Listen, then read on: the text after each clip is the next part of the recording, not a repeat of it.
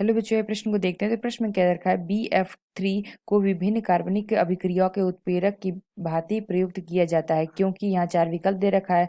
पहला हमें क्या दे रखा है, यह एक प्रबल अपचायक होता है। दूसरा क्या दे रखा है, यह एक अधिकतम क्रियाशील यौगिक है। तीसरा क्या दे रखा है, यह एक दुर्बल लुईस अम्ल है। चौथा क्या दे रखा है, यह एक प्रबल लुईस अम्ल है। आइए मुख्य अवधारणा की चर्चा करते हैं। मुख्य अवधारणा, तो प्रश्न में क्या दे रखा है, BF3। यहाँ पे हमें क्या देखा है, बी यानी कि बोरान। तो यहाँ पे अगर हम देखें तो इसका हमारा परमाणु क्रमांक कितना होता है, 5। इसका इलेक्ट्रॉनिक विन्यास देखें तो ये हमारा क्या हो जाएगा, 1s2 2s2 2p1। इनमें अगर हम देखें तो इसके जो हमारे कक्षक होते हैं, यहाँ पे हमारा जो s कक्षक होता है और ये हमारा p ऑर्बिटल। तो यानी हमने देखा तो यहाँ पे हमारा क्या होता है, यहाँ पे x कक्षक में 2 इलेक्ट्रॉन है, क्या है, 1 इलेक्ट्रॉन 2 इलेक्ट्रॉन, और इसमें हमारे p कक्षक में 1 इलेक्ट्रॉन है। तो यहाँ पे हमने क्या देखा, जो हमारा BF3 होता है, ये हमारा इम्पटी यानी कि खाली, जो हमारा खाली होता है 2p ऑर्बिटल, यानी कि जो हमारा 2p ऑर्बिटल है इसमें हमारा क्या होता है, इम्पटी होता है। इसलिए हम करते हैं एक्सेप्ट कर सकता है एक लोन पेयर, यानी कि ये हमारा क्या कर सकता है, एक लोन पेयर ग्रहण कर सकता है। इसलिए ये हमारा क्या होता है, इसलिए ये हमारा व्यवहार करता है कैसा, प्रबल लुईस अम्ल की भांति। तो यानी कि हम क्या कह सकते हैं, जो हमारा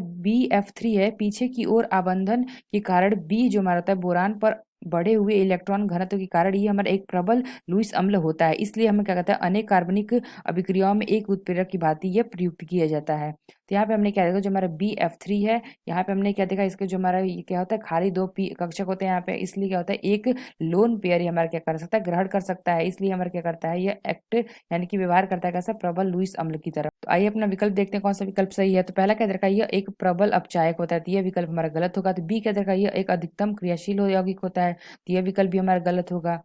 तो ये हमारा उत्प्रेरक की भांति प्रयुक्त तो किया जाता है, क्योंकि ये हमारा कहता है एक प्रबल लुईस अम्ल होता है। यानी कि जो हमारा कौन सा विकल्प सही होगा, जो हमारा डी विकल्प दे रखा है, यह एक प्रबल लुईस अम्ल है। यानी कि यह जो हमारा होता है एक प्रबल लुईस अम्ल होता है, इसलिए हमारा क्या होता है, कार्बनिक अभिक्रियाओं में उत्प्रेरक की भांति प्रयुक्त किया जाता है। जो हमारा डी विकल्प है, यह विकल्प हमारा सही होगा। तो आशा करते हैं आपको समझ में आया होगा। धन्यवाद।